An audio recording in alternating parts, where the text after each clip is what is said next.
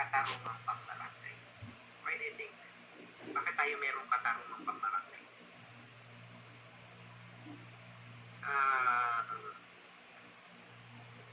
Sino ba nasa unahan? Mr. Gutierrez, give me a number. 5 po, attorney. 5. 1, 2, 3, 4, 5. Rio Florido. And here, Yes, Father. what is your occupation? Spring courts na lang po. Bakit nakalagay farmer? Parent mo yun. Bakit ba? Kasi itong student, itong class card nyo, pang undergrad to eh. Occupation. Okay, dali natin ha. Court stenographer. Yes. Saan court, Miss Rio Florido? Caloocan City po. Alright. RTC? Family court po, RTC. Okay, family court. Alright. Class, kung kailangan nyo ng note, manghingi kayo kay Miss Rio Florido, ha? Okay. Alright. So, what is there a katarungan pambarangay mechanism, Miss Florido? In What is the attorney, purpose? What is the purpose? to dispute some cases beforehand, before it goes to the courts po. What? To have a possible settlement and to already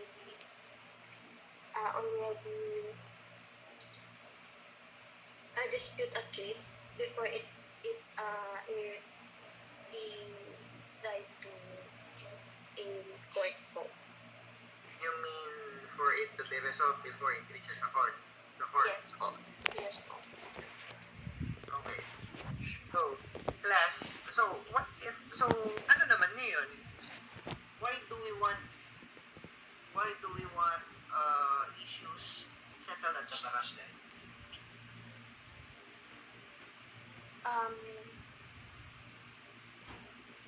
So ano po, You work at the courts. You should know this. Why do we want issues between parties settled at the barangay level?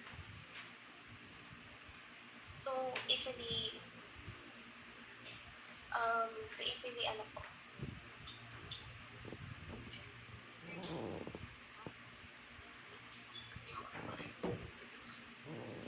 Yeah. Why do we want issues and disputes settled at the barangay level? to at least reduce po the number of court litigations at least. Precisely, class. Okay? Kamusta ang court dockets sa Caloocan? How often does a case gets scheduled for So hearing? ngayon po medyo marami po yung sa branch namin because po isa lang po kami family court. So, ang hearing sa inyo ng isang Docket case, po. how many months before the next hearing? Usually po depends po attorney if the accused po namin is criminal case po namin. Like, kunwari, mag-hearing today, kailan ang susunod na hearing niya? Usually month po, a month po. 1 month. Yes Mabit po. ba yan? Would you believe, class, in other courts, once a year or twice a year kung mag-hearing? Not because tamad ang court, not because tamad ang lawyers, not because ayaw nilang mag-hearing, but because there are just so many cases that are pending before those courts. It's sa dami nila, hindi kayang i-accommodate na mag-hearing as frequently as possible. That they have no choice but to schedule once a year or twice a year just to accommodate all cases that are pending before them. Ganon ka tuлагd ang cases natin. You will encounter cases, class, na na-file 1990s until now hindi pa na-resolve. Sa trial court level, ha? First level court or second level court pa lang. Okay? There are cases na almost 2 decades na hindi pa rin na-resolve. Okay? Kaya nagpa-pile up ang cases sa courts. Okay? And of course, di ba, ano ba yung mantra natin? Justice delayed is Justice justice denied. denied. Okay? Imagine a simple dispute between neighbors tungkol sa sinampay, tungkol sa basura, sa bakuran, maaabutin niyo pa sa korte. Dadagdag pa siya doon sa thousands of cases pending before those courts. Okay? So, ang purpose and aim ng katarungang pambarangay law is to reduce court dockets. Okay? To declog the courts. Okay? And if we are able, class, to declog the court dockets, meaning pag napababa natin yung cases that are being handled by the courts, mas napapabilis natin ngayon yung administration of justice. Diba? Kasi kung konti na lang yung cases sa korte, okay, mas mabilis na ngayon yung pag-i-schedule natin ng hearings. Mas mabilis matatapos ang isang kaso. Okay? So, ultimately, the effect of having this dispute mechanism structure at the barangay level, okay? So, nare-reduce natin yung court dockets. Ultimately, we are able to improve administration justice. That is the goal. That is the aim, okay, of katarungang pambarangay. Okay? That is why, class, do not think na hindi importante ang katarungang pambarangay, ha? Lumalabas sa bar ito. Okay? Itong subject na to, katarungang pambarangay, lumalabas siya sa bar exams. Mind you. Okay? May lumalabas na mga tanong. Okay? Kasi nga, the court gives emphasis, okay, on dispute resolution mechanisms outside the court. Okay? Para pababain yung court dockets, para i-improve natin yung administration of justice, which is the primordial aim of katarungang pambarangay. Okay? Now, the proceedings before the katarungang pambarangay, okay, before the barangay, okay, sino lang nakaupo dito sa ano? Familiar naman kayo sa katarungang pambarangay, class? Yung may lupon, may pangkat, nakaupo na ba kayo sa isang hearing sa barangay? Try nyo. Okay? Ngayon, Christmas season, di ba? Mag-video kayo hanggang alas 2 na madaling araw. Expect nyo, merong dadating na sabihin na sa inyo galing sa barangay. Malamang magre-reklamo kapitbahay ninyo. At least ma-experience nyo, how does katarungang pambarangay works? Okay? Para may first-hand experience kayo. Okay? Kung ayaw nyong basahin, okay? Kung ayaw nyong magbasa, edi first-hand experience nyo na lang. Okay? Okay, pwede din doon. Kung nabasa nyo, lecturean nyo yung mga nasa lupon, okay? How to do properly, okay? Katarungang pambarangay proceedings. Okay? But, just take note, okay? Yung goal and aim of katarungang pambarangay. Now, okay, Miss Rio Florido, is the katarungang pambarangay part of the judicial proceedings here No in the po, attorney. No It's po, not part of attorney. the judicial proceedings. Yes Okay. po.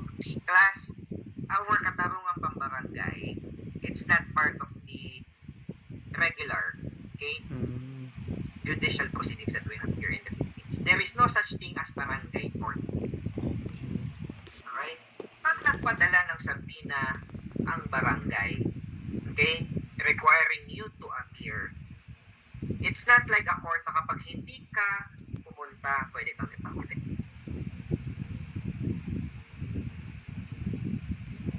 Okay? Korte, pwedeng gawin yun. Pag pinadala ka na sa PINA at hindi mo pinansin, the court can issue warrant of arrest against you. Okay? Kahit hindi ka akusado, class. Mind you, okay? Even in civil actions, hindi criminal even in civil actions, pag ang court nag-issue ng subpoena and you fail to obey and you are a witness, the court can issue warrant for your arrest. Okay? But not in katarungan pambarangay. Okay? Not in the proceedings before the dispute mechanism before a barangay. Okay?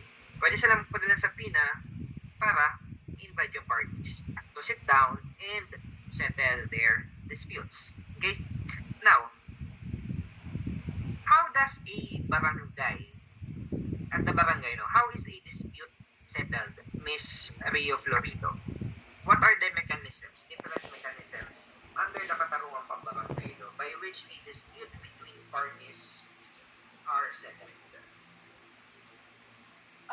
There are three other ways. There's an amicable settlement, conciliation, arbitration. Amicable settlement. That's how you resolve this. That is the end goal. You want an amicable settlement between the parties. But how do you arrive at that? By filing a complaint. No, I'm asking about the mechanism. Paano, what are the means or modes by which a dispute are being resolved in barangay, in Katarungan Pambarangay? By a mediation. Are you answering me or are you asking? Mediation natin. May mediation. Apart from mediation, what else?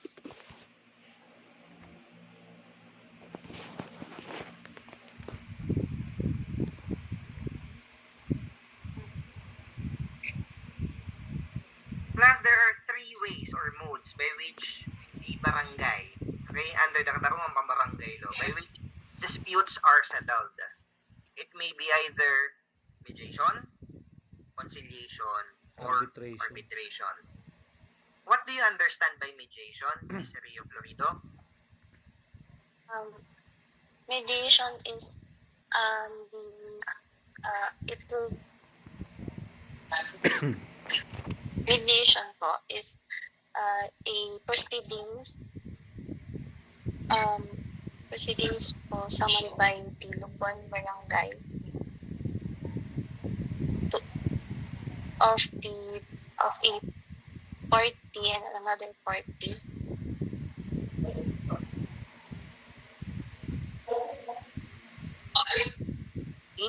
In your own understanding, what is mediation? How do you understand mediation? Paano nangyayari ang isang mediation? Again, take note class, there is no such thing as barangay court.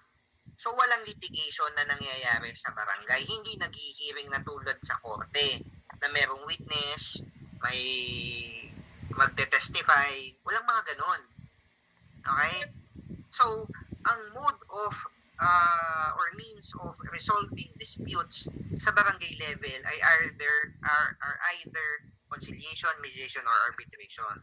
Now, I just want you to understand ano ba yung mga yun at anong pinagkakaiba ng tatlong yun. Okay? So, in your own understanding, what is mediation? Ms. Rio Florido? Conciliation. Arbitration. In my own understanding natin, mediation is summoning po of the parties by the Lupon to Okay, give me a number, Miss Rio Florido. 8 po. 1 to 5 lang. 4. 1, 2, 3, 4. Gutierrez, Russell, are you here? Yes po, sir. Okay. Occupation. Mediation.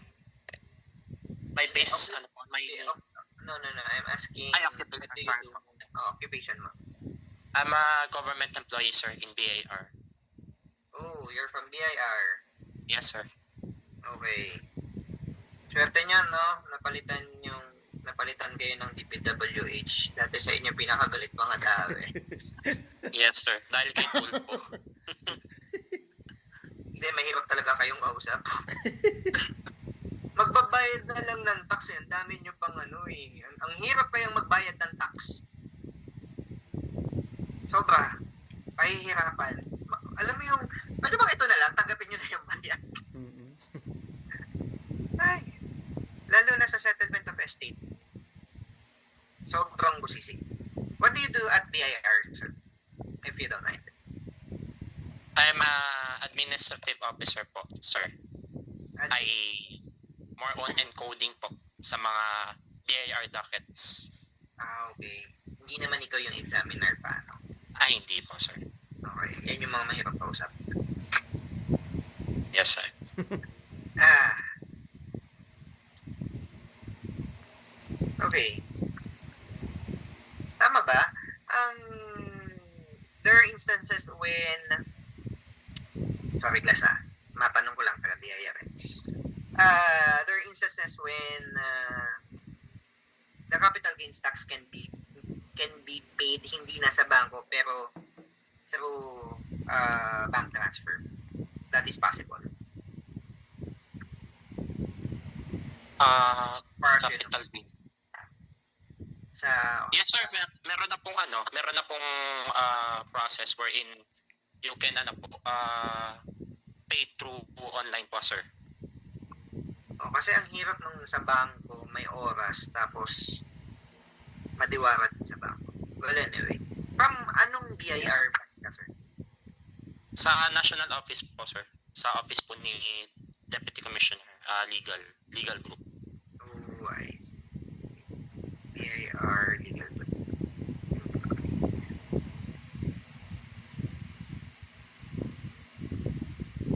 Okay. Class, be good to your classmates, ha? There will come a time na kailangan ninyo yung help ng isa't isa. Okay? Tsaka tandaan nyo ito, wag kayo magdadamot ng notes, wag kayo magdadamot sa mga materials. Okay? Kasi hindi nyo kalaban dito yung mga kaklase nyo. Okay? Ang kalaban nyo dito, sarili nyo. Okay? Hindi naman nag-grade ang professors, well, ideally, okay? Based sa performance ng entire class, but your own performance. Okay? Alright. Now, going back, Mr. Gutierrez, what do you understand about mediation? Mediation. So, mediation, attorney, it is a process wherein a third, a neutral third party exists between the dispute of two private parties, wherein the third party recommends any suggestion that he may deem appropriate to settle the dispute between the parties, sir. So the mediator suggests the resolution. Is that what you're saying? Suggest proposals that may that both parties may agree upon so that it won't the proceedings won't proceed any further po, attorney. Alright. In mediation proceedings, kanino nang gagaling yung resolution? Is it from a third party? Huh? From a neutral third party, attorney. The resolution of the dispute comes from the mediator, the neutral third party? Yes po, attorney. Tawag tayo isa pa. Give me a number. 3 po, attorney. 1, 2, 3. What is this? Orbigoso? Tama ba yun? Orbigoso. Good evening. Orbigoso. Ang liit ng sulat mo.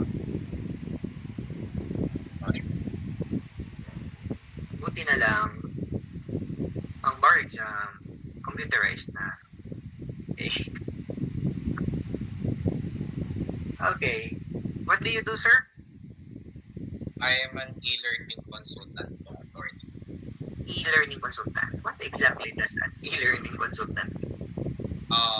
We recommend po how our platform and contents be implemented po to a school. Because schools po traditionally they use books. Our product po is a system or a platform. So now in a digital world. So yun po. So I recommend them ways how the school will use our platform. How do you become an e-learning consultant? Ano dapat ang background mo? Education? For my current role attorney, not necessarily po, but it would be an advantage po if you have education background because you would know po yung experience ng teachers or the admins po of school. I see. Alright, interesting. Parang IT, ganun din? Hindi naman. Yes, attorney. Somehow po, my role po is like an IT. I am a first level support po when it comes to problems in our Okay. Sige.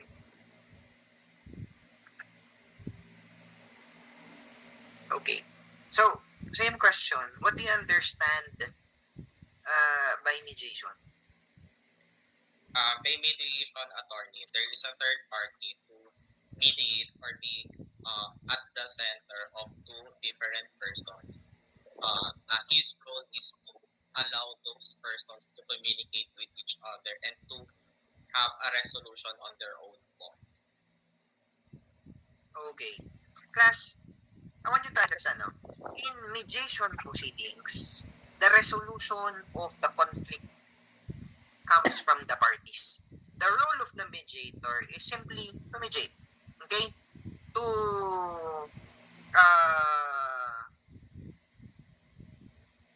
ask the parties to sit down, okay, and facilitate the dispute resolution. Okay? Taga-mediate lang siya, parang magulang nyo. Ikaw, ganun ba kayo bilang magulang? Or kayo na yung nagde-decide sino ang tama? Mas maganda kung magiging mediator kayo, no? Wherein, you facilitate the resolution process. Okay, ganun sa mediation. Si mediator, hindi siya magde-decide. Hindi niya sasabihin sino ang tama, sinong mali. Okay? Ang role sa mediation, the third party, who is a neutral party, only facilitates, okay, the resolution process. Okay? Kumbaga, kasi syempre, kung yung disputing parties, kung sila lang ang maghaharap na dalawa, sasabog talaga yan, di ba? Magsasabong lang yan, pataasan. Okay? Walang magpapadala dyan. The role of the mediator is facilitate, okay, the dispute resolution process. Okay? And ultimately, yung resolution ng conflict will come from the parties. Okay? So, sila ang magre-resolve nung conflict nila by arriving at a mutually agreeable and mutually acceptable compromise. Okay? O, ito yung dispute natin. Ano ba yung pwede nating pag-agree? Okay? Class, as lawyers, role din natin yan. Okay? You must understand na ang dispute resolution for us lawyers, hindi lang sa korte. If you can help your client resolve his or her dispute without having to undergo sa court proceedings, you are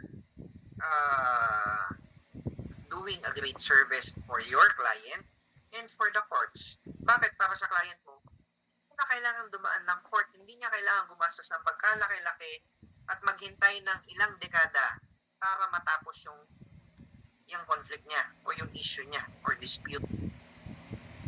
Okay? Kasi sometimes, ang mga kliyente natin, ego lang ang taas ng ego. Okay? Kaya nauuwi sa pagsasampa ng kaso sa korte. Okay? Sometimes, minsan, kailangan lang nilang makakita ng ibang perspective. Okay? Which you can do as a lawyer. Pwede mong i-encourage yung client mo. Okay? To go through mediation. Okay? Minsan ikaw pa nga yung mag-mediate. Okay? Like, kunwari, sa amin nangyayari yun. Mag-asawa, pupunta sa opisina. Okay? May problema si lalaki kay babae. Si babae may problema kay lalaki. Imbes na magsampahan ng kaso, we offer mediation services. Okay? Ano ba yung pwede natin pag-usapan na mutually acceptable for both of you? Okay? Na both of you feeling nyo panalo kayo. Walang dehado. Okay? Kasi, para papaliwanag nyo, ano ba ang pagdadaanan natin pag pumunta tayo sa korte? Versus, ano ba yung i-give up natin? Okay? Pag pumasok tayo dito sa mediation na to. Okay? Alright. So, that's it for mediation class. Take note ha, the resolution comes from the parties themselves. From the parties themselves. Okay? Sila yung magde-decide paano nila gustong i-resolve yung conflict. Okay. Okay? Ano yung kaya nilang pag-agreean. Now, contrast that with arbitration. What do you understand by arbitration, Mr. Gutierrez?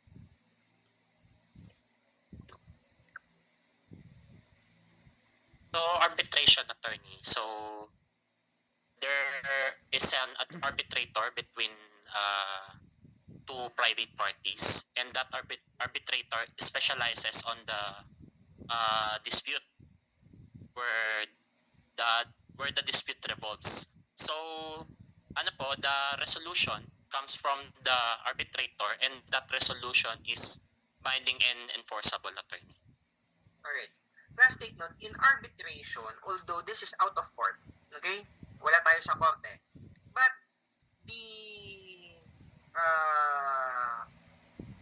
the parties can opt to undergo arbitration before the barangay. Okay? The parties, under arbitration, okay, the parties will appoint or select arbitrators, the persons who will arbitrate. And itong arbitrators na to, class, they, at the end of the proceedings, they come up with an arbitration award.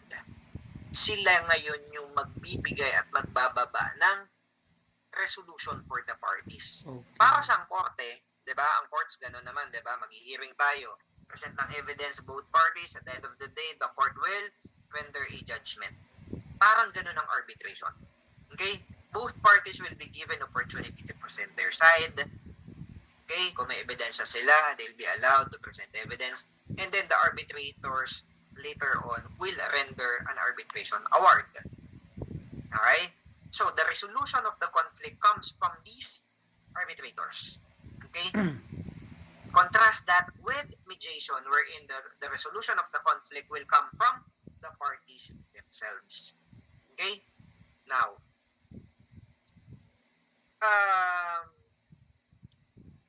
is there an inherent power on the part of the lupon? By the way, class, yung katarungang pambarangay, okay, they act through the lupons. Okay? Merong lupong tagapamayapa. Okay? And sa lupong tagapamayapa, meron na bang naging member dito, class, ng lupong tagapamayapa? Sa inyo? Wala. Meron na? Mga magulang nyo, may naging member na ng lubong tagapamayapa.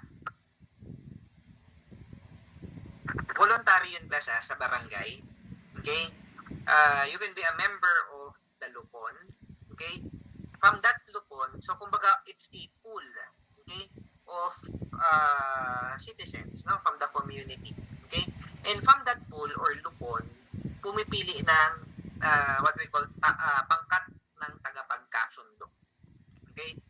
Yun yung actual na nagre-resolve ng conflict for the parties. Now, the pangkat, okay, pwedeng mediation lang ang gawin nila, pwedeng arbitration. Okay? Na-discuss na natin anong difference ng dalawa.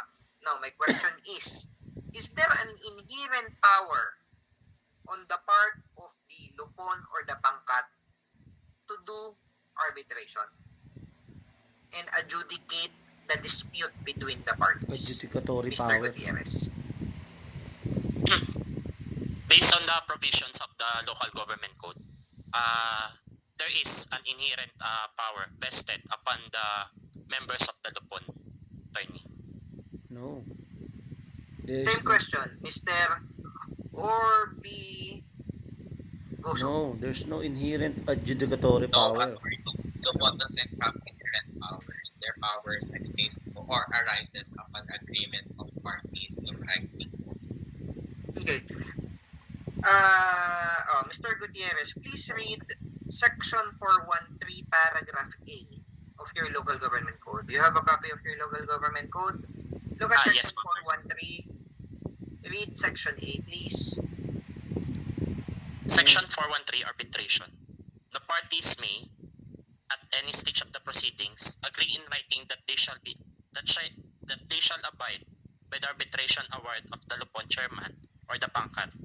Such agreement to arbitrate may be repudiated within 5 days from the date thereof, for the same grounds and in accordance with the procedure hereinafter prescribed. The arbitration award shall be made after the lapse of the period for repudiation and within 10 days thereafter. Alright. So, from what you have just read, is there an inherent power on the part of the barangay Lupon or the pangkat tagapagkasundo to arbitrate and adjudicate issues between the parties? No.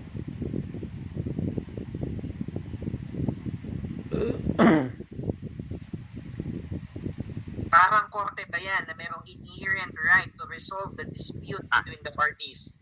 No, attorney. They are abided with the in writing, attorney, by the parties of the dispute po, attorney. So Okay, there is no take note under section 413, paragraph 413. A, there is no inherent adjudicatory powers on the part of the barangay Lupon or barangay pangkat ng tagapagkasundo. Okay? Ang default is mediation. They can later on render an award, arbitration award, if the parties agree in writing. Okay? Kailangan mag-agree yung parties in writing, okay, that they shall undergo arbitration proceedings and that they will abide, okay, by whatever award which will be rendered by the Lupon chairman or the Lupon tagapagkasundo or ang katagapagkasundo. Okay? Walang inherent power itong barangay to resolve the disputes between the parties. Hindi pwedeng sabihin ni chairman na, oy, ikaw A, mali ka, ang tama dito si B. So ito dapat ang gawin mo B, babayaran mo ay A, bayaran mo si B. Walang ganong power, ha? Ang barangay. Okay? They can only mediate as a general rule, and by way of exception, pwede silang mag-render ng arbitration award if and only if the parties agree in writing. Okay? Kung walang agreement in writing, hindi nag-express ng conformity ang parties, hindi pwede ang arbitration, hindi pwedeng ang mag-resolve ng dispute is yung barangay. Okay? Alright. In fact, class, yun nga,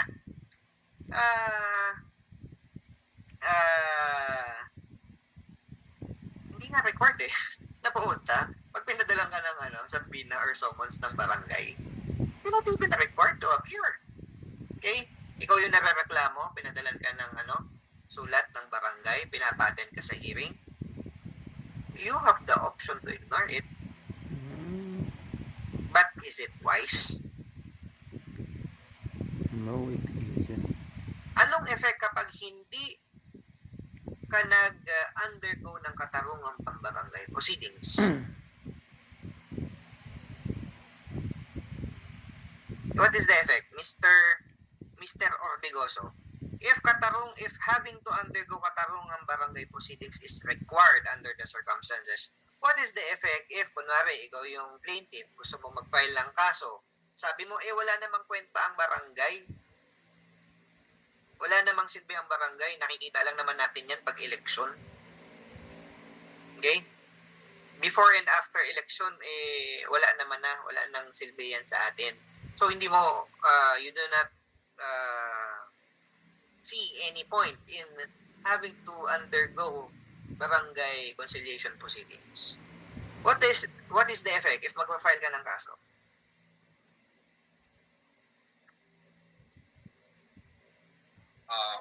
I believe attorney the effect would be the case would be dismissed if the case really requires po that it is not from the exception po to not proceed with barangay conciliation. Okay.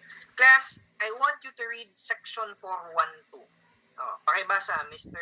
Orbigoso. This pertains to the general rule when it comes to barangay conciliation proceedings. Please read section 412. Okay po. Precondition to filing a complaint. No complaint petition action or proceeding to fulfill any matter within the authority of the court shall be filed or instituted directly in court or any government office for adjudication unless there has been confrontation between the parties before the Lupon chairman or the Pangkat, and that no conciliation or settlement has been reached as certified by the Lupon secretary or Pangkat secretary as attested to the Lupon or Pangkat chairman, or unless the settlement has been repudiated by the parties thereto. Okay. Take note of the general rule, class. Okay? Our general rule under section 412 of the local government code is that you cannot file any complaint, petition, action, or proceeding in court. Okay? Directly, without having undergone first barangay conciliation proceedings. Kailangan magkaroon muna ng actual proceedings, no confrontation, yung parties before the barangay, before the katarungang pambarangay. Okay? Otherwise, it is a ground for dismissal. Later on, we will discuss paano nadi-dismiss. Okay? Alright, so that's the general rule, class, no? You cannot file. You cannot go directly to the court. Okay? In fact, even criminal cases, applicable ba to sa criminal cases? Yes. If you do not,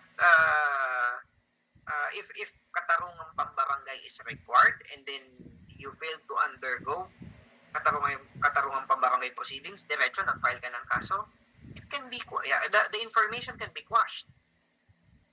Okay?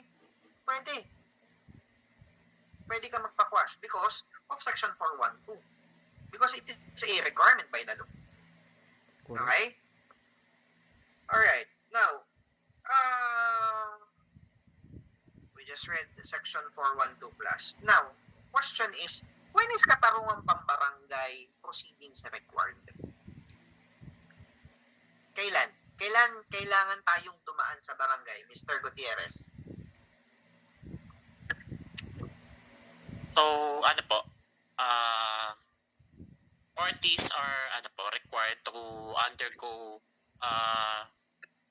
the proceedings under katarungang pambarangay where it is in civil cases wherein the parties reside in the same city or municipality, involving disputes like property, debts, or other similar interest, attorney.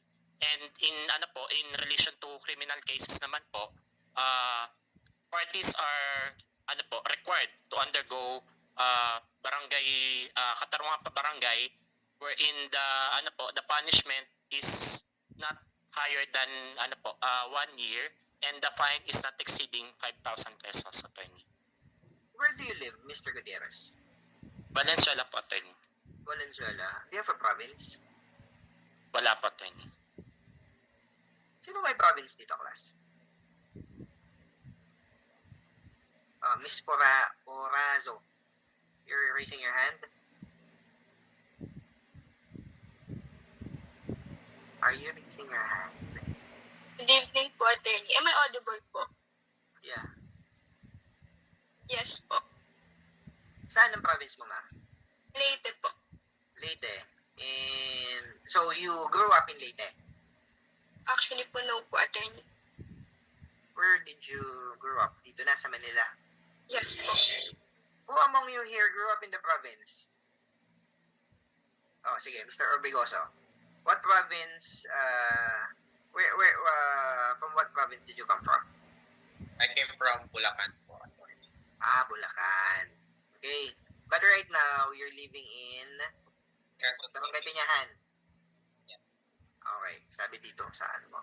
Okay, Barangay Piñahan, Quezon City. Okay? Now, let's say you had a dispute with Mr. Gutierrez. Okay? Mr. Gutierrez, where do you live? Valenzuela po, attorney. Valenzuela. Mr. Orbigoso, where do you live? Quezon City. Quezon City, but originally you are from Bulacan. Bulacan. Okay? And nag-political law naman kayo, di ba? Nag-Poly 1 na kayo. Hindi pa kayo nag-Consti 1. Consti po, yes. Consti 1. Nag-Consti 1 na kayo. So, what is your domicile? Yung Bulacan po. Okay. Bulacan would be your domicile. It's the place where whenever absent, you have the intention of returning. Diba? Okay. Yes. Normally, yan yung nilalagay natin sa ID natin na permanent address, diba? domicile. Alright. Now, let's say, Mr. Gutierrez, let's say, nagkaroon kayo ng conflict ni Mr. Orbigoso.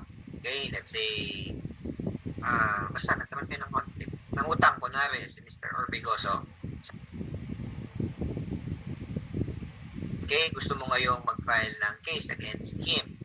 Now, question, do you need to undergo katarungan pambarangay proceedings before filing a case in court? No po, attorney. Why? Because under the provisions of the local government code, so katarungan pambarangay is only available as a remedy wherein two parties reside within the same city or municipality, attorney. Okay. Now, let us assume that you are a resident of Bulacan. What Mr. Orbigoso, saan ka sa Bulacan? What particular town or city or municipality? Santa Maria. Ha? Santa Maria po. Santa Maria, Bulacan. Okay. Let's assume, Mr. Gutierrez, na ikaw ay taga Santa Maria, Bulacan. Okay? Assume that you are from Santa Maria, Bulacan. You are residing there. Si Mr. Orbigoso, kababata mo. Okay? Kaklase mo from elementary, high school. Okay? Magkasama kayong tumanda. Okay? And nangutang sa'yo si Mr. Orbigoso. Unfortunately, he was unable to pay. Okay? And gusto mong mag-file ng case. Do you need to undergo katarungan pambarangay proceedings? Kailangan mo bang dumaan sa barangay?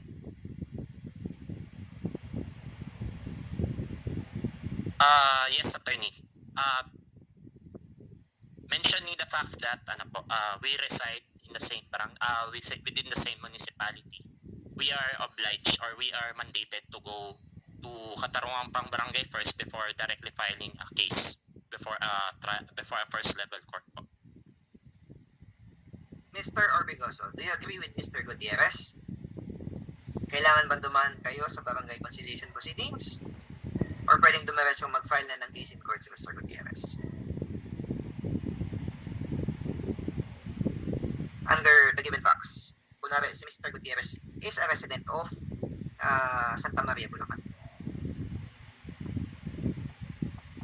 Yes, attorney. Under section 408 of local government code, the local authority po settle disputes po of parties who are actually residing in the same municipalities. Here, Sir Russell and I both resides po in Santa Maria, Bulacan. Okay. Sir Russell ang cause of action. Okay. Class, take note that the provision under section 408 of your local government code speaks of actually residing in the same city or municipality. Bilugan yung actually residing. So the parties for katarungan pambarangay proceedings to be required, the parties must be actually residing in the same city or municipality. In this case, Mr. Orbigoso, you are not residing in Santa Maria, Bulacan. Di ba nakatira ka sa may barangay Paligsahan, Quezon City? Although ang domicile mo is Santa Maria, Bulacan. Pero ang actual residence mo ay dito sa may Quezon City. Domicile class is different from actual residence. Okay? Yung actual residence is by the word itself, actual residence, kung nasaan ka talaga. Okay? And that could be different from your domicile. Yung domicile mo, yun yung inuwian mo pag Pasko. Diba? To celebrate the holiday season with your loved ones, with your family. Okay? Diyan ka nagbabakasyon pag kunwari estudyante, di ba? During holiday season, pag summer vacation, diyan ka umuwi. Okay? That's what you consider your domicile, but that is not your actual residence. Okay? Yung actual residence mo is kung saan ka talaga actually nakatira majority of your days in a year. Okay? In which case, dito kay Mr. Orbigoso, that's Barangay Peñahan, Quezon City. Okay? And since they are not actual residents of the same city or municipality, one actually resides in Santa Maria, Bulacan, one actually resides in Barangay Peñahan, Quezon City. Of course, barangay katarungan proceedings is not required. Okay? So, take note of that, class, ha? Okay. Barangay Now, proceedings not required. Let's say Mr. Gutierrez, you live in, saan ka nakatira? Valenzuela po. Valenzuela. Si Mr. Orbigoso sa actual residence siya ng tawag dito? Barangay Peñahan, Quezon City. Okay? Now, let's say Mr. Gutierrez. Okay? Pagpalagay natin nakatira ka din. Okay? Nakatira ka din sa Barangay Peñahan, Quezon City. Okay? Let's assume that both of you magkapit-bahay kayo ni Mr. Orbigoso. Okay? And through you, okay, nakilala ni Mr. Orbigoso yung kamag-anak mo sa United States. Let's say meron ka kamag-anak, no, from the States. Okay? Naging kaibigan din ni Mr. Orbigoso. Eventually, okay, Mr. Orbigoso was able to obtain a loan from that relative of yours who lives in the States. Okay? Di ko ba alam bakit ang daming utang ng Mr. Orbigoso. Alright. Wala si Mr. Laguto. Sarap ng tawa niya. Okay. So, nangutang, no? Yung si Mr. Orbigoso. Okay? And then, eventually, for reasons known to him only, no? Mr. Orbigoso failed to pay again. Okay? Assume lang natin, no? Pagpalagay lang natin. Hindi ulit nakabayad. Okay? And now, yung relative mo, syempre nasa US, hindi maka-uwi kaagad basta-basta dito sa Pilipinas. Okay? So, nag-issue siya ng special power of attorney designating you to file a case in court against Mr. Orbigoso for and his behalf. Okay? So, ikaw yung representative niya. Okay? Nag-issue siya sa'yo ng special power of attorney para mag-file ng collection case in court, no, against Mr. Orbigoso. Now, you are a actual resident of Barangay Peñahan, Quezon City. Mr. Orbigoso is also a resident of Barangay Peñahan, Quezon City. Are you required to undergo katarungan pa barangay proceedings? No po, attorney. I'm not required po. Why? Since attorney, the real party of interest are Mr. Orbigoso and my my relative. So under the provisions of the local government code, katarungan pa barangay only resolve disputes between between real parties of interest. So hence po, so we're not required po to undergo katarungang pambarangay attorney. Do you agree, Mr. Orbigoso? Tingnan mong mabuti ang mukha ni Mr. Gutierrez. Do you agree with what he said? Yes, attorney. The real party of interest is between me and his relative po from outside the Philippines. Therefore, in order to proceed with barangay conciliation, the relative who should be the one here actually residing, the only time po that a representative will be allowed is in case of fine or incompetent po. Alright. Plus take note, no? As a general rule, okay? We look at the residence of the actual parties in the case, no? The real parties interest, those who stands to be benefited or to be injured. Okay? Kung sino yung nangutang at sino yung nagpautang. Kung ang usapan, kung ang dispute is about utang. If it involves injury, physical injury, kung sino yung nanakit at sino yung nasaktan. Okay? Sila yung real parties interest. We look at their residence. Hindi yung residence ni representative. Okay? Now, that is only the general rule, class, no? Again, the general rule is all disputes, okay? Lahat ng dispute involving parties residing in the same city or municipality are required to undergo katarungang pambarangay proceedings. Okay? That is the general rule. Now, are there exceptions? Meron bang disputes na even if the parties are actual residents of the same city or municipality, hindi pa rin sila required to undergo katarungang pambarangay proceedings? What are the exceptions, Mr. Orbigoso?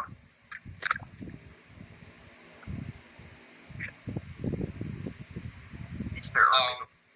Okay. If one party, one of the exceptions, attorney, is if one party is the government or any subdivision or its instrumentality. Okay. Why do you think so? Bakit hindi kailangang mag-undergo ng katarungang pambarangay? I believe, attorney, it is in the constitution that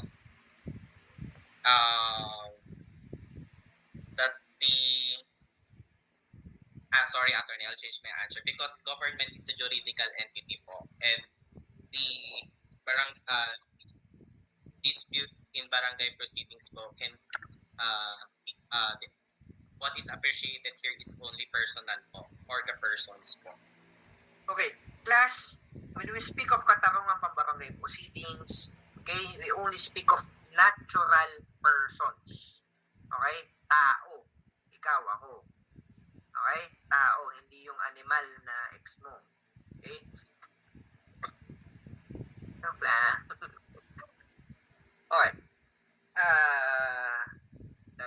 So, natural persons. Okay?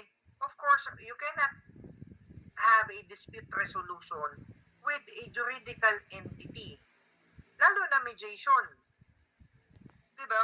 When we speak of mediation, okay, kailangan nga personal appearance ng parties involved. Diba? You cannot even send a lawyer, your lawyer, sa barangay conciliation proceedings. Ang kailangan yung actual parties. Bakit yung actual parties, class, ang kailangan? Kasi, ang gusto natin, diretso. Okay? Kung sino yung nasaktan, sino yung nakasakit, kayong mag-usap, ano yung pwede nyong pag-agrihan. Eh kung magpapadala ka pa ng representative, wala kayong matatapos na resolution. Why? Kasi sabihin, wait lang po, itatanong ko pa po. Okay? Well, kung juridical person yan, like a corporation, taga lang po, pag mimitingan pa po muna namin sa board of directors. Okay? So, wala kayong ma-resolve na dispute pag gano'n. Okay? So, take note, class, ha? Ang katarungang pambarangay proceedings applies to natural persons. So, if the other party is a juridical person, like the government, agency or branch or instrumentality of the government or even private corporations, public and private corporations, okay, parties are not required anymore, no, to undergo katarungan pambarangay proceedings. Okay, kasi ang gusto natin is personal appearance of the parties, sila mismo magharap, okay, to resolve their differences. Okay, what else? What are the other exceptions to the general rule, Mr. Orbigoso? Another attorney is that the party po is a public officer or employee and the dispute arises po from the performance of his duty. Okay. Well, of course, that class is self-explanatory. Siyempre, that prohibition is to prevent, okay, public officers and employees, okay, who works in the government. Siyempre, ayaw naman natin na maistorbo sila dun sa trabaho nila. Okay, papupuntahin pa natin sa barangay. Okay, especially if the dispute involves their official functions. Okay? They're not acting naman kasi in their personal capacity. So, if you feel offended or violated by their action which was done in the performance of their official duty, okay? Hindi mo naman sila pwedeng singilin, okay, in their personal capacity. Okay? But as an officer of the government. Okay? In their official capacity yun. Okay? Ang pwede lang natin ilapit sa barangay in one's personal capacity. Okay? What else, Mr. Orbigoso?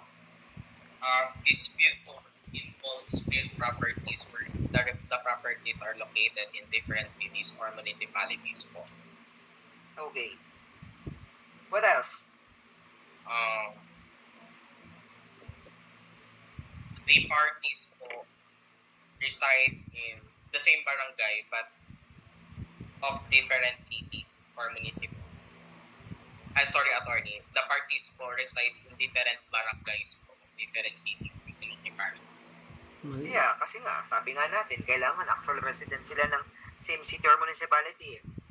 So, kung hindi sila residente ng same city or municipality, edi exempted yan. What else?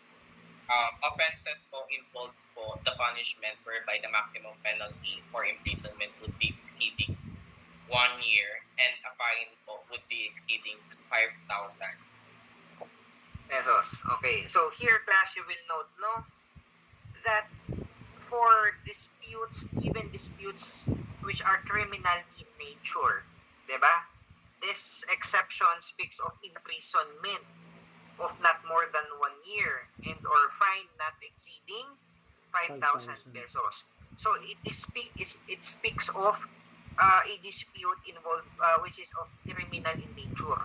Okay? So this is your proof, class, that katarungang pambarangay proceedings applies even in criminal cases. Okay? So for disputes involved which are criminal in nature, like kunwari, nakasagasa ka, class. Okay? That is in criminal law, that is reckless imprudence. Tama, reckless imprudence resulting in kung ano man, serious physical injuries, okay? Na hospital ganun.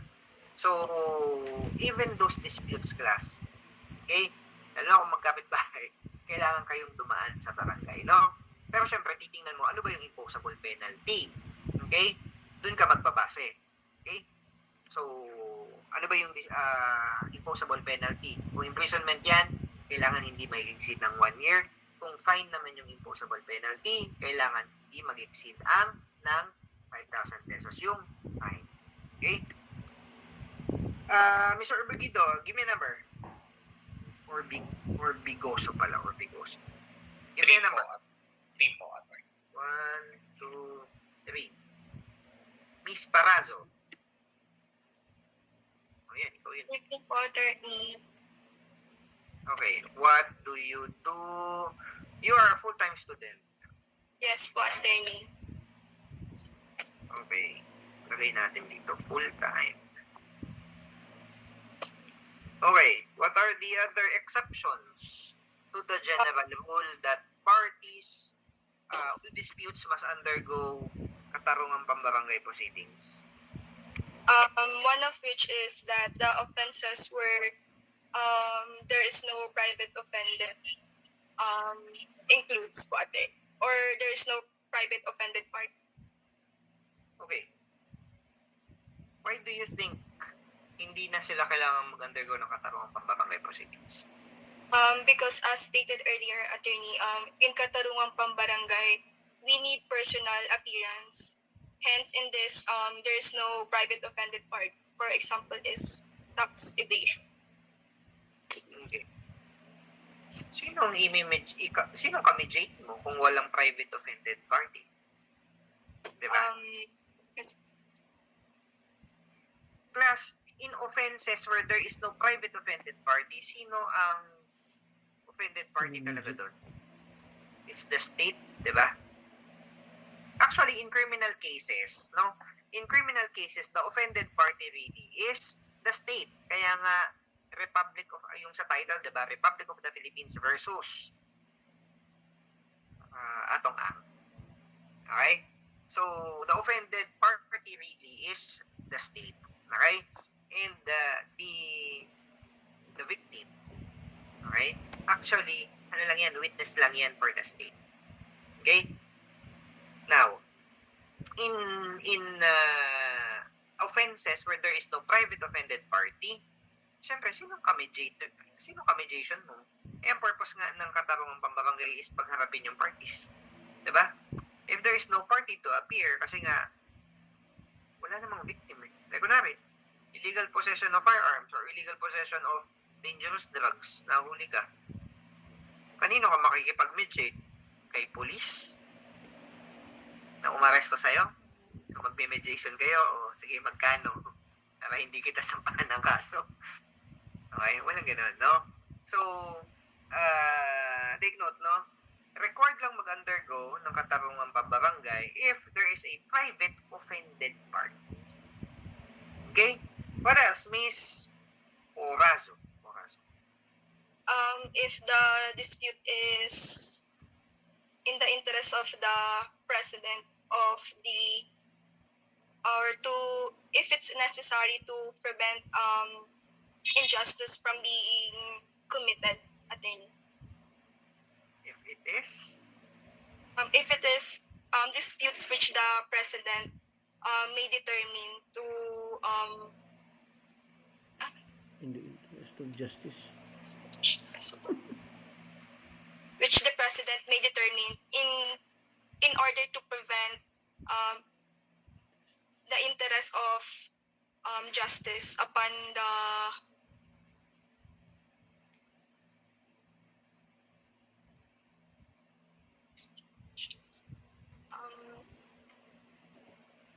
All disputes which the The president. president of the Philippines may determine as required to undergo, okay?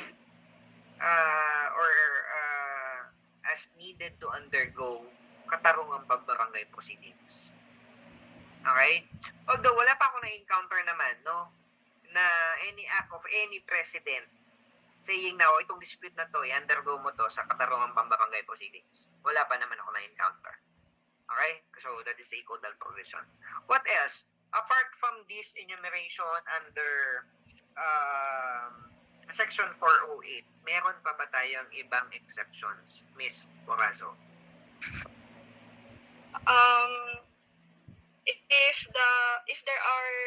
If there are disputes where are urgent for legal actions po, attorney.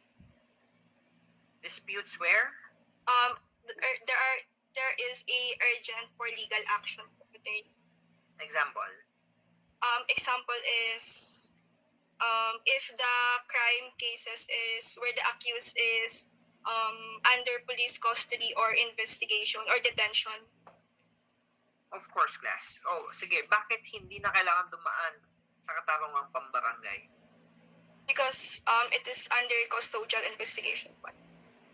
If a person is already under custody, nakakulong na, okay? Nakasagasa, Okay? Right there and then, hinuli ng pulis. Okay? Gustong mag-file ngayon ni complainant ng reckless imprudence. Okay? Resulting in physical injuries. Let's assume na yung penalty imposable does not exceed 1 year. Now, under that provision that you just cited, hindi na sila required, diba, to undergo katarungang pambarangay proceedings. Why do you think that is the rule?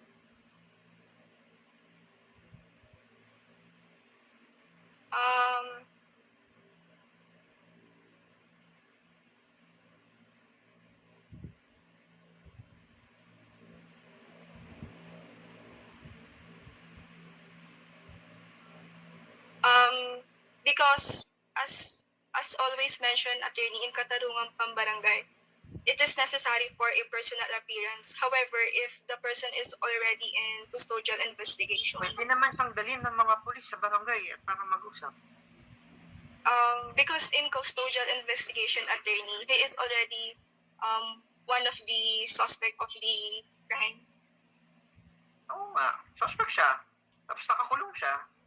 So bakit hindi na kailangan duman sa barangay? Class, in my subject, be always prepared to answer the question why. Why? Kasi gusto ko. Hindi. Because I want you to understand, bakit ganyan ang batas? Do not take class laws or rules, okay, na as it is. Na, yan yung batas sundin na lang natin. You must understand bakit ganyan ang batas. Diba? Parang sa mga karelasyon nyo, mag-i-impose kayo ng rule. O bawal mo tong gawin, bawal mo tong, diba? Ang daming bawal. Kailangan mo ipaintindi bakit bawal. Otherwise, magka-clash kayo, diba? O, parang sa karelasyon mo, diba? Nag-i-impose ka ng rule. Ipaintindi mo, bakit bawal yan? Aside from he is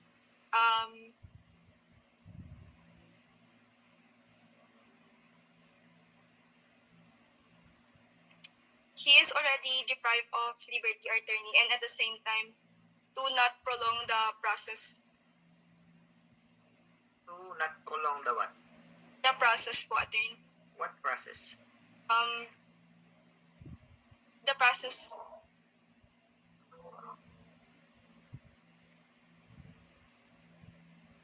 The process of administration of justice. Administration of Justice. Pang Miss Universe ang mga sagutan mo.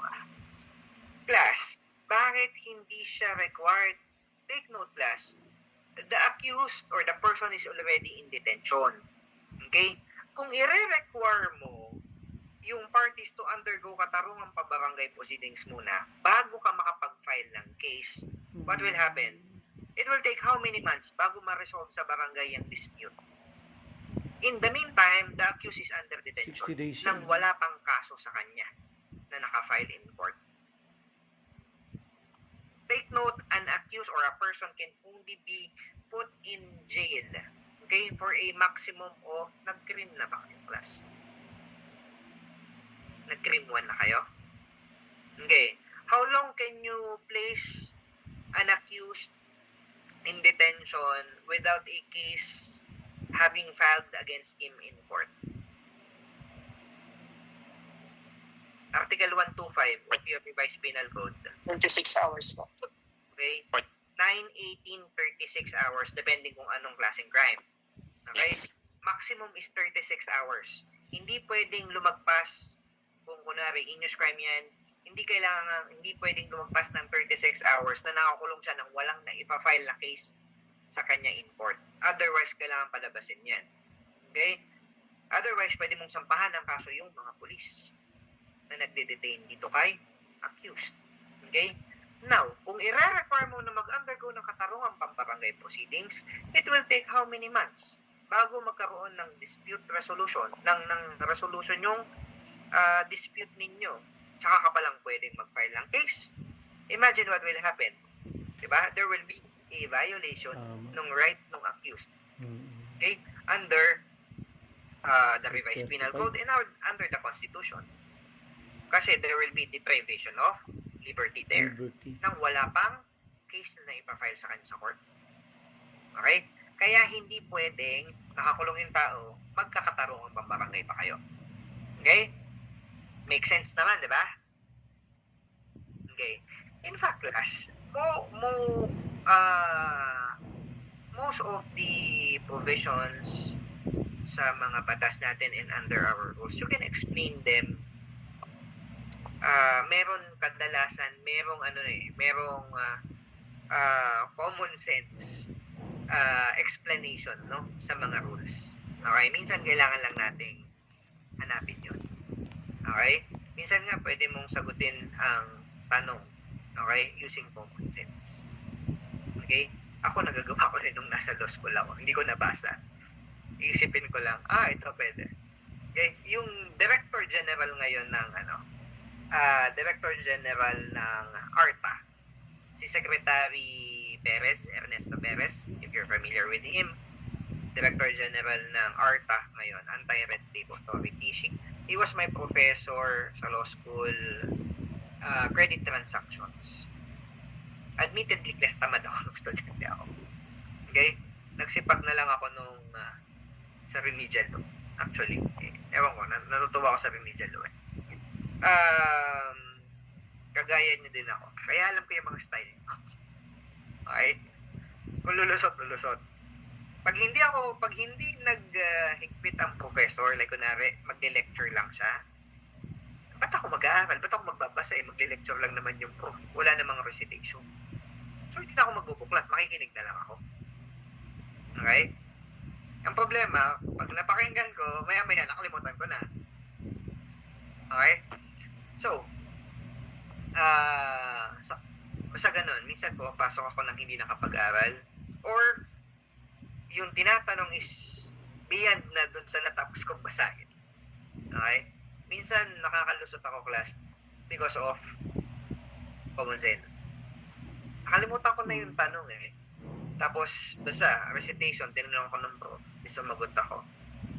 Ang tanong sa akin ng prof ko is, are you answering me based on law or based on common sense?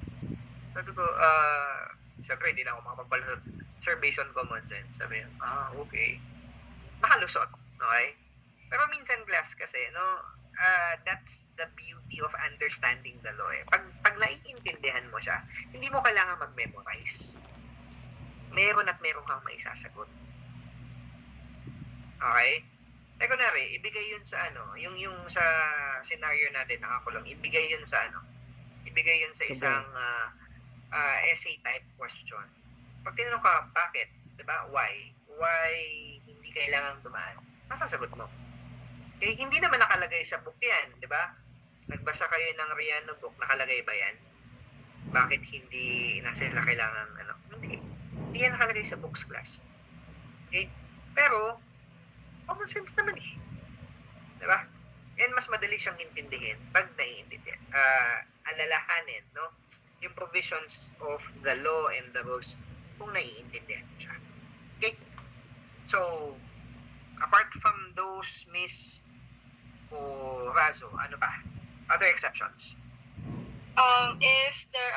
If habeas corpus petitions whereby a person has been deprived of his personal liberty.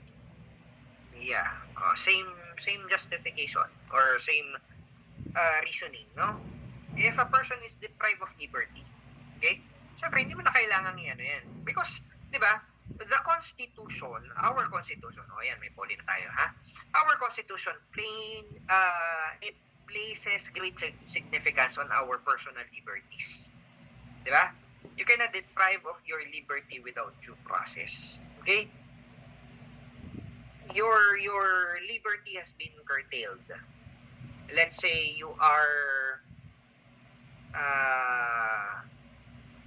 a witness or a resource person sa isang hearing sa Congress in aid of legislation. Biglang ayaw ka nang palabasin doon. Okay? Na-deprive yung liberty mo. Okay? Yung person na nag-detain sa'yo Hindi ka naman under custody kasi hindi ka naman nakakulong, hindi ka naman nakaposas, pero ayaw kang palabasin. Okay? So, may nag-file kayo ng case for habeas corpus, okay? Para for you to regain your liberty. So, hindi na kailangan tumanyan sa katarungang pambarangay. Kasi nga, because of the nature of the action, okay? It is an urgent action. Okay? Ang habeas corpus, mabilisan yan, class. Okay? Mabilisan ang proceedings kapag habeas corpus. Because nga, we're talking about deprivation of liberty. Okay? So, hindi na kailangan idaan sa barangay kasi it will take time. Okay? What else? Miss Porazo? Ano pa yung mga exceptions natin? If there are actions coupled with provisional remedies, which are the preliminary injunction, attachment, replevin, or support pendental lite. Support pendentality. All of the provisional remedies, class, no? And if the action is coupled with a claim for provisional liberties, yung provisional remedies, okay? Hindi na rin kailangan yan mag-undergo ng katarungang pambarangay proceedings. Okay? What else, Miss Porazo? Meron pa ba? If the actions which may be barred by the statute of limitations, attorney. Okay. What do you mean by statute of limitations? If there is a prescribed period of or the time to file cause of action already prescribed po, attorney. Alright. Take note, class, na hindi naman unlimited yung right mo, no? Yung time. Okay? It's not unlimited, no? For you to file your action. Again, nasa civil code naman natin, no? 1144, 45, 46. Okay? Of your civil code, no? Nakalagay naman doon yung timeline, no? The prescribed period to file your actions, no? Depending on the basis, no, or your source of your cause of action. Okay, depende kung written contract yan, oral contract, or if it is a based on judgment. Okay, so naka-specify naman yun, no? Naka-specify yan sa Article 1144, 45, 46. Okay, so if your cause of action is about to prescribe, okay, meaning if your cause of action is about to be barred by what we call statute of limitations, magpe-prescribe na. Okay? You do not need to undergo katarungang pambarangay. Okay? Pwedeng justification na yon to forgo katarungang pambarangay proceedings. Why? Kasi the period that it will take time para ma-resolve yung dispute sa barangay, kung ilang buwan man yan, it may happen na hindi pa tapos yung katarungang pambarangay proceedings, nag-prescribe na. Ito hindi ka na pwedeng mag-file ng action in court. Diba?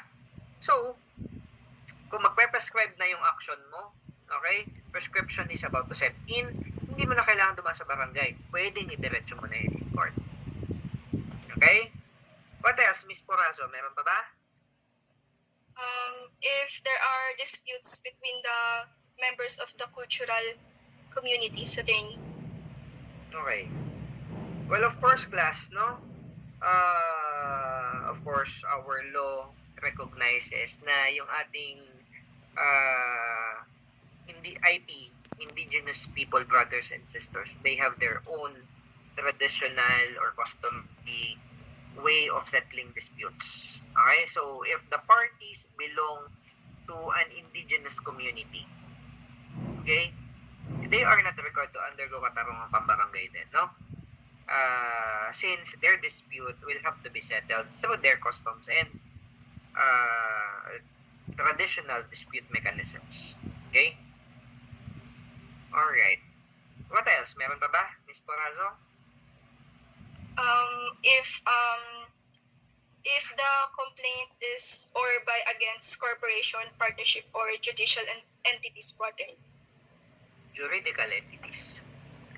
Okay, so we have already explained that kanina, class, no? Katarungang pambarangay proceedings applies only to natural persons. Okay? Yung persons who can personally appear, okay, before the barangay, talk, sit down, and settle the case personally. Okay? Hindi siya applicable sa juridical persons kasi ang juridical persons, like corporations, wala eh. Sino nga-appear sa kanila? Diba? Okay. What else? Miss Corazzo, meron pa ba? If the disputes arise from comprehensive agrarian reform law, attorney. Okay. So, this is under the Comprehensive Agrarian Reform Law, no? Disputes arising from that law, okay, hindi na required mag-undergo ng katarungang pambarangay. And also, class, labor disputes. Okay? Disputes between an employee and his employer. Okay? Hindi na kailangan yan dumaan ng barangay din. Okay? Ang may jurisdiction dyan, well, our labor arbiters in the National Labor Relations Commission. Okay? NLABs. Now, having stated the general rule and the exception, so alam na natin which disputes are required to undergo katarungang pambarangay. Now, what would be the effect, Miss Corazzo, if a dispute, as we have discussed, requires prior katarungang pambarangay proceedings and hindi ka dumaan doon, dumiretso ka ng filing in court, what will happen? The case shall be dismissed po, attorney. Lahat diretso, it will be dismissed. How will it be dismissed? It will be dismissed if the case includes in katarungang pambarangay as a precondition of the filing of the case po, attorney. Have you already read, class, yung expedited rules natin? The rules on small claims and summary procedure?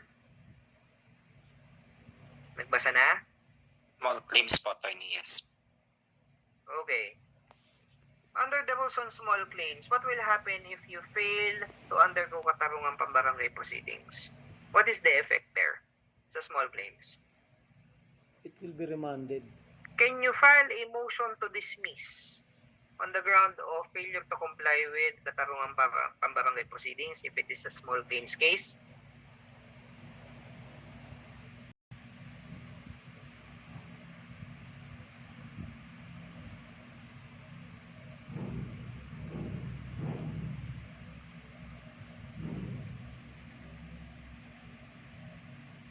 Give me a number, Miss Corazzo.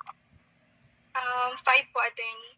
1, 2, 3, 4, 5. Jaboya. Jaboya, Haboya.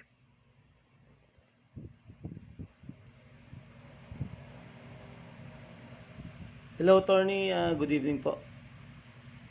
Sir, ilang years ago pa tong picture mo dito? Ano po siya? Matagal na yan, sir. Ang kapal ng buhok eh.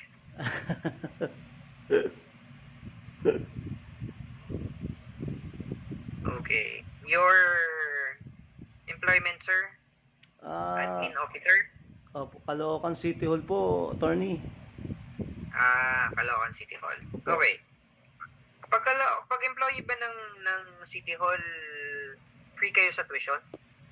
Attorney, ano lang, mababa lang po na Discounted. discounted lang po yung tuition po namin. Okay. Ano na yung tanong ko sa'yo? Ano yung huli kong tanong? Bago kita tinawag. Ano po? Motion to dismiss, attorney. Yeah. On the ground that, ano po? MTD po, attorney. Okay. Yes po, attorney. Sige. Uh, Have you read na class ba yung rules on small claims, rule on summary procedure? Sinimulan niyo ng basahin. Okay. Under the rules on small claims, what is the effect if you fail to comply with katarungang pambarangay proceedings and the case falls under katarungang pambarangay, what is the effect? It will be dismissed without prejudice, attorney. How will it be dismissed? Do you In- file a motion or what? it will be dismissed it will be dismissed without prejudice in terms of filing a new case. It will dismiss without prejudice because when a certain individual filed it to the court. Wait. What do you mean by dismissed without prejudice? Liwanagin mo na yan. Natin yan. What do you mean by dismissed without prejudice? Okay, attorney, when the case is filed at directly to the court, it will be remanded to the barangay justice system. Then it will be dismissed without prejudice in terms of filing a new case. So what do you mean by dismissed without prejudice? Actually, attorney, it's a motu proprio dismissal pertaining to the small claims. Pagkaiba yung motu proprio dismissal, mag-ibang concept yan, and yung dismiss without prejudice. I want you to understand first, what do we mean by dismissed without prejudice? Without prejudice to what? Yes. Attorney, so if we talk about dismissed without prejudice, so it pertains to dismissed, but it can be refiled. And without prejudice means that you are not barred to file a new case arising in the same cause. From the same cause. Alright, class. Okay, that's very good. Okay, class. Okay. I want you to make it a habit, okay, na kapag may nabasa kayo, always look for its meaning. Ha? Huwag kayong mechanical reading. Okay? Na pag may nabasa ko na, didiretso na ako. Okay? Always look for the meaning of what you read. Okay? Like yun, without prejudice. Without prejudice to what? Without prejudice to refiling. Meaning, if it is dismissed, you can just refile it. Okay? The same case, involving the same claim, against the same person, edi refile mo. Okay? So, without prejudice, it will be dismissed without prejudice to refiling. Meaning, you can refile it. Okay? Now, kabaligtaran nun, dismissal of a case with prejudice, meaning hindi ka na pwede mag-refile. Okay? Alright. Now, since we haven't discussed small claims and summary procedure and of course the ordinary rules of civil procedure. Okay. Now, class, just take note that if the case is governed by the rules on small claims and summary procedure, take note, class, that the case can be dismissed motu proprio. What do you mean by motu proprio, Mr. Jaboya? So, when we talk about Jaboya or Haboya?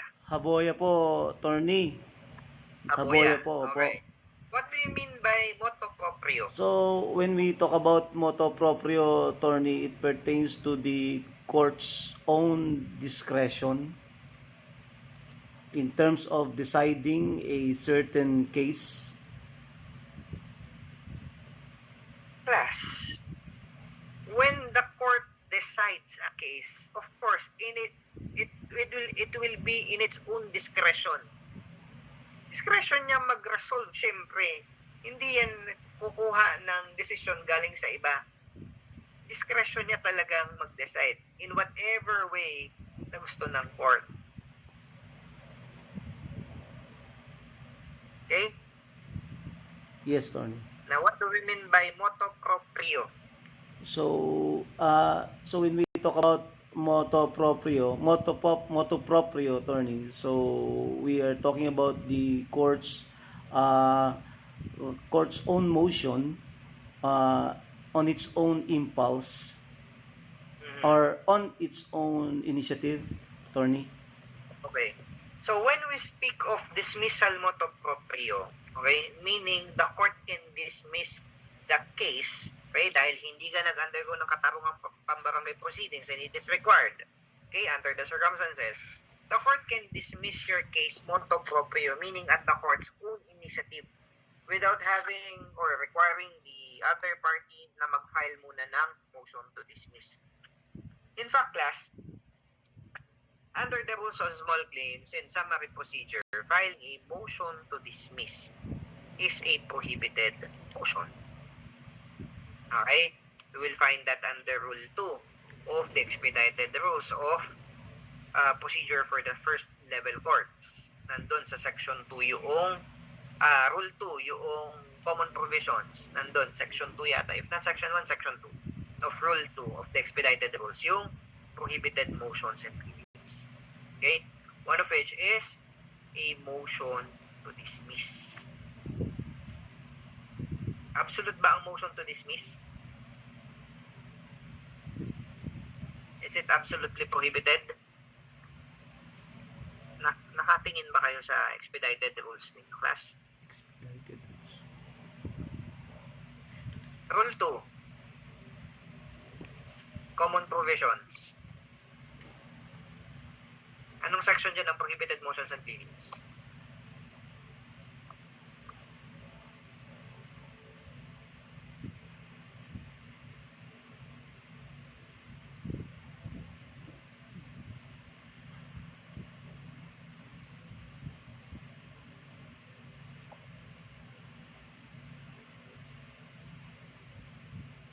Section 2 of your Rule 2.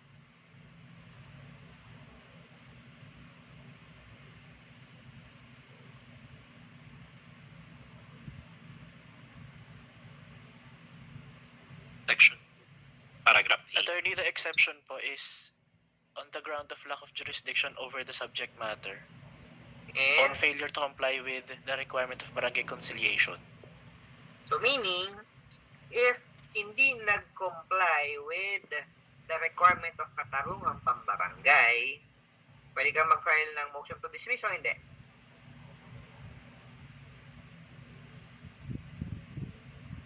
Pwede po. Allowed po. Pwede. Okay? So, pwede kang mag-file ng motion to dismiss. Although, the court can dismiss it motu proprio. Okay? So, kung hindi i-dismiss ng court motu proprio, edi, filean mo ng motion to dismiss. Okay? So, it is allowed if the case is governed by the rules on summary procedure or Small rules claims. on small claims. Okay? That provision under Rule 2 applies to both. Okay? Okay, Small claims and summary procedure. But if the case is governed by the ordinary rules of civil procedure, can there be a motu proprio dismissal on the ground of failure to comply with katarungang pambarangay proceedings? Anyone? Bawal po. Ha? Wala po. Why? Mr. Mahamok. Because under ordinary proceedings po, motion to dismiss siya. Under the ordinary proceeding po, motion to dismiss shall be filed by the defendant po. Hence po, the court cannot just dismiss the case po on the ground that failure to follow katarungang pambarangay. Plus, under the ordinary rules of civil procedure, okay, you will find this under Section 1, Rule 9. Puntahan nyo, Section 1, Rule 9. There are only 4 grounds for a motu proprio dismissal. Okay? Can you read to us, Mr. Mahomok, yung Section 1, Rule 9?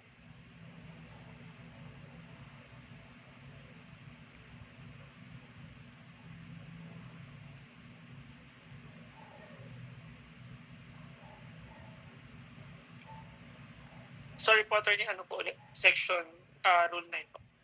Section 1, Rule 9. Defenses and objections not needed po. defenses and objections not needed either in motion to dismiss or in the answer are deemed waived. However, when it appears from the pleadings or the evidence on the record that the court has no jurisdiction over the subject matter, that there is another action pending between the same parties for the same cause, or that the action is filed by a prior judgment or by the statute of limitations, the court shall dismiss the plea. Alright. So, mag-start kayo dun sa however. Okay? You will note there that if the court finds based on the face of the complaint, okay? So, pag nakita niya, nabasa niya, and the court determines, based on your submissions to the court, that it has no jurisdiction over the subject matter of your complaint, or there is a pending case between the parties, okay? Yung it is pendensya, or it is barred by a prior judgment, or by the statute of limitations. Ibig sabihin, nag-prescribe na, the court can motu proprio dismiss. Okay? Yan lang yung grounds for motu proprio dismissal in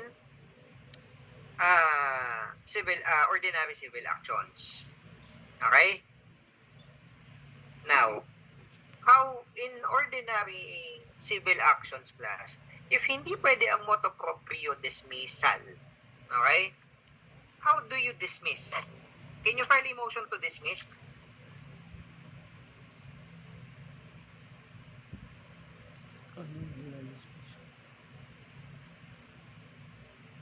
In what setting po, attorney? Ordinary civil actions po. Can you file a motion to dismiss on the ground of failure to comply with katarungang pambarangay proceedings?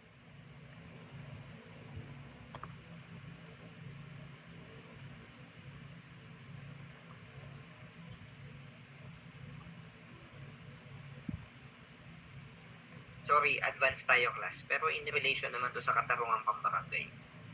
Can you file a motion to dismiss in an ordinary civil action? Can you file a motion to dismiss on the ground of failure to comply with katarungang pambarangay proceedings?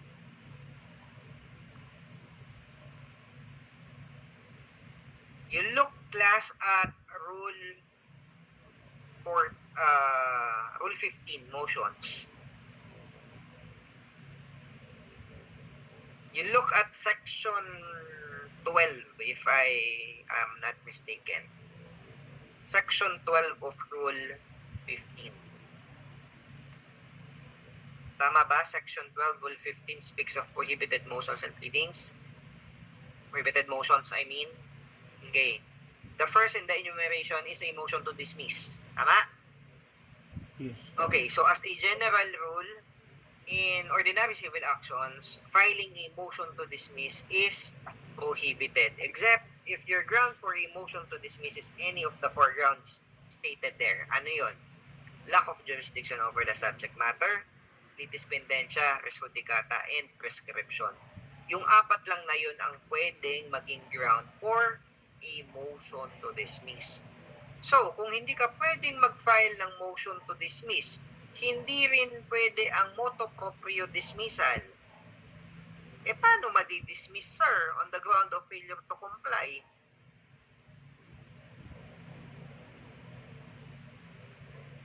Paano? You look at Rule 8, manner of making allegations.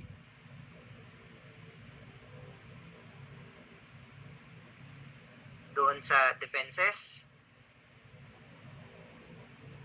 Is that section 5? Rule 8? Anong section yun? Ha? 12 din. Okay, affirmative defenses. Affirmative defenses. Okay, you will note there, class, that one of the grounds for affirmative defenses is failure to comply with a condition precedent. Okay, walang nakalagay na failure to comply with barangay katarungan proceedings, no? But your proper ground there is failure to comply with a condition precedent, no? Condition precedent siya kasi required siyang gawin bago ka mag-file ng case in court. Okay? Now, take note that if the case is governed by the ordinary rules of civil procedure, hindi ka pwedeng mag-file ng motion to dismiss. What you can do is You file your answer, and in your answer, you raise as one of your affirmative defense yung ground mo, which is failure to comply with condition precedent or failure to comply with katarungang pambarangay proceedings. Okay? And if the court grants your affirmative defense, anong effect? The court will dismiss the case. Okay? Although, take note class, again, no, as mentioned by Mr. Haboya a while ago, no, if the court dismiss a case, okay, on the ground of failure to comply with condition precedent, okay, the dismissal is without prejudice to refiling. Ibig sabihin, hindi pa tapos ang kaso. Pwedeng i-refile. No? Hindi pa natatapos. Pwede ka pang mag-refile. Okay, hassle lang. Babayad ka ng panibagong docket fees. Okay? Alright. It's already 9:06. Tuloy ba natin?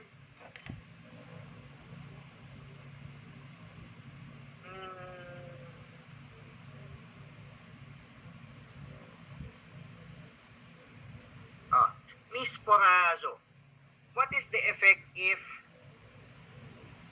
si Mr. Haboya na.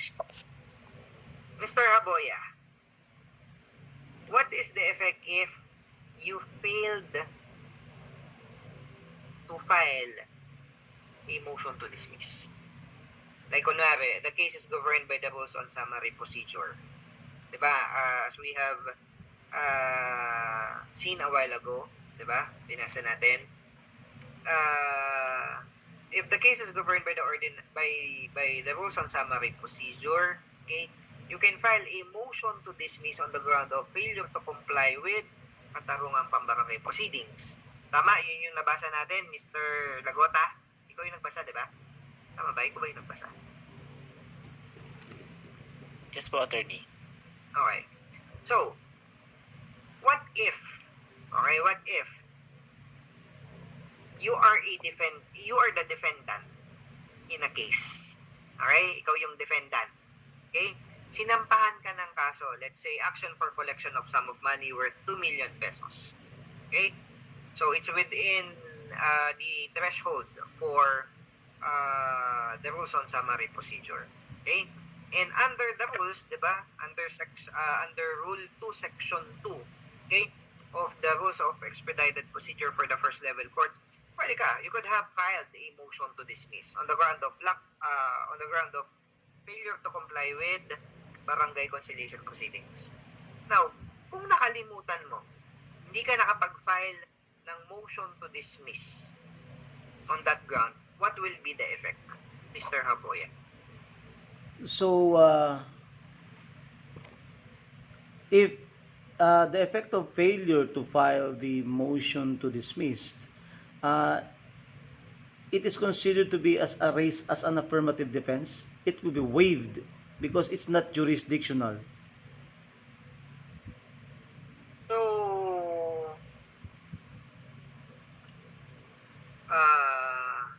if you fail to raise that, can the court still, does it affect the power and the jurisdiction of the court to resolve the case? Attorney, the case shall proceed. Okay. Sige. Let's say nag-proceed yung case. During appeal, gusto mo mag-file ng appeal, can you still raise the issue of failure to comply with katarungang pambarangay proceedings?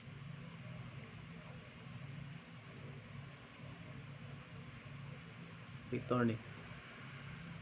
Still analyzing.